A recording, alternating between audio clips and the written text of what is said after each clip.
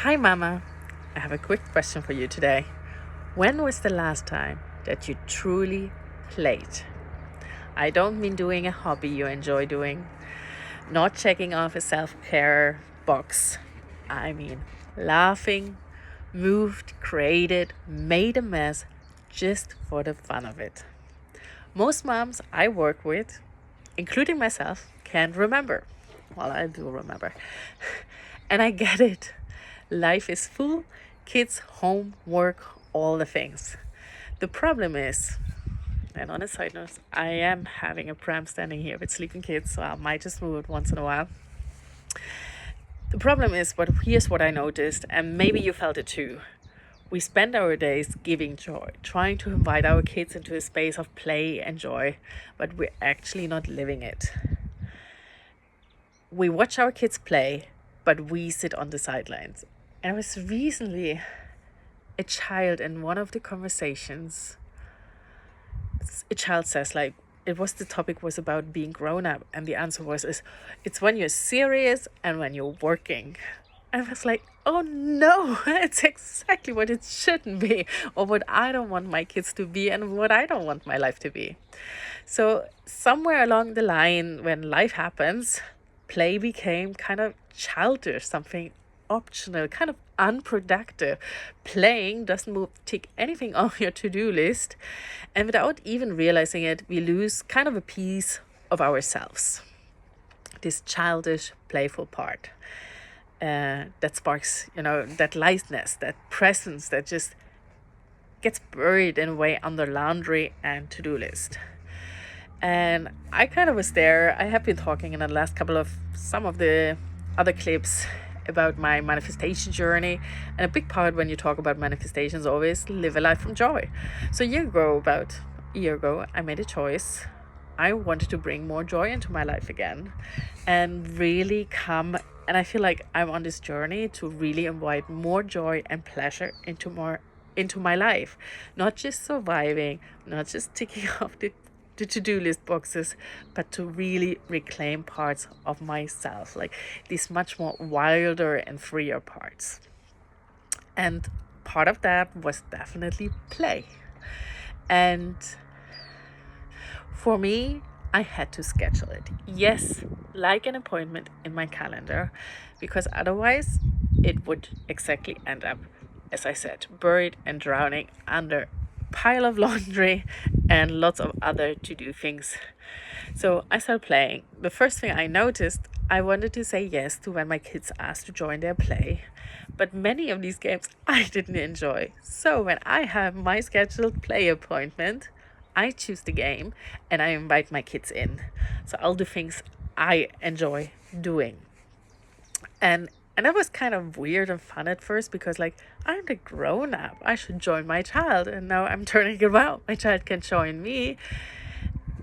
But it's fun. It's really fun. I can just invite you to try it out. It's fun. And figuring out what is actually what brings you joy again. Like, I had to literally test around. What is it? Is it drawing? Is it painting? Is it playing with Lego? Like, I love playing with Lego. But when my kids come and say, can we build this thing from, how do you say, when you have like, step-by-step manual? No, that does not work for me. So no, I'll say no to that. Swinging at the playground. By now, whenever I see a playground, I'm the first one on the swing, not my kids. It's just for me. I truly just enjoy it. Building castles in the sandbox whenever we're on the beach, I'm the first one with a shovel in the hand to start building, having my hands in the sand, in the water. Not because I want to build something together with my kids, of course I do as well, but because I personally have joy. And in that way, I feel like I have kids to use them as the perfect excuse to just easily play. I'll probably need to come up with a few ideas what to say or to do once my kids are out of the house. Some things might look a bit weird, but then on the other hand, who cares? Actually, literally, who cares? So it's all about really getting silly, being present, letting go, and letting this wild and free women out. You love to dance, just put loud music on. We did that last summer. We put loud music on outside and started dancing. And people who would pass, well, who cares? They can join in or they can think we're crazy. And really that shifted something. It made me feel lighter, it made me feel more engaged, and I think my kids also could see another side of me that I'm happy they can see, and I'm happy they get to learn their mother as someone who is actually also having fun and priorities her own fun and her own play.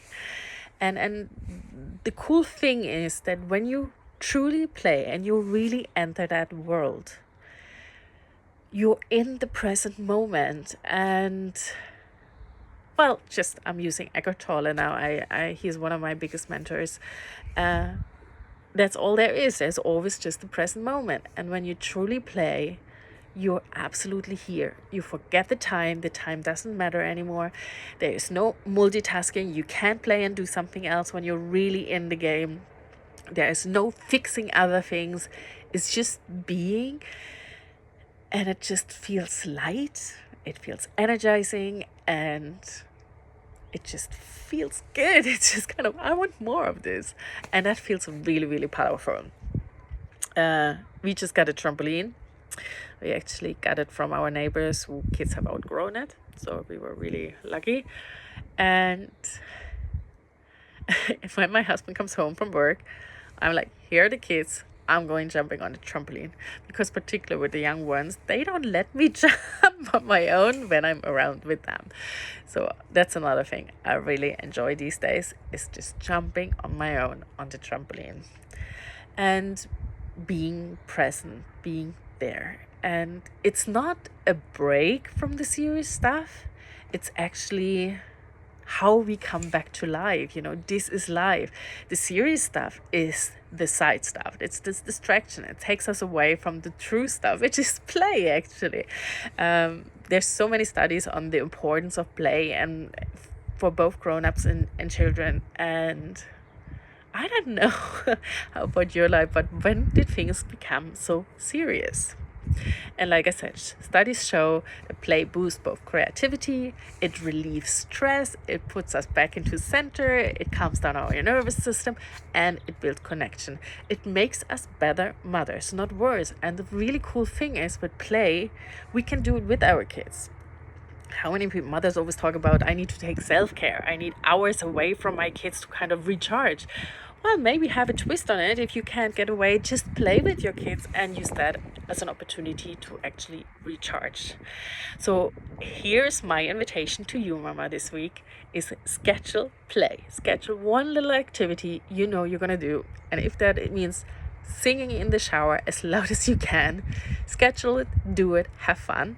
Do it not just for your kids, but for you. You can do it with the kids, but not for the kids. And no, it doesn't have to be perfect. No, it doesn't need to be long if that doesn't feel good. It doesn't need to be productive, or it shouldn't be productive. It could be drawing outside with chalk. Going with your kids on a photo safari. Dancing in the living room. Doing a puzzle. Maybe you enjoy puzzling. Doodling, drawing, painting. Maybe use finger paint. Gets your finger full of beautiful colors, bursting with energy. Making silly voices during story time, building something in the sand, even without your child around.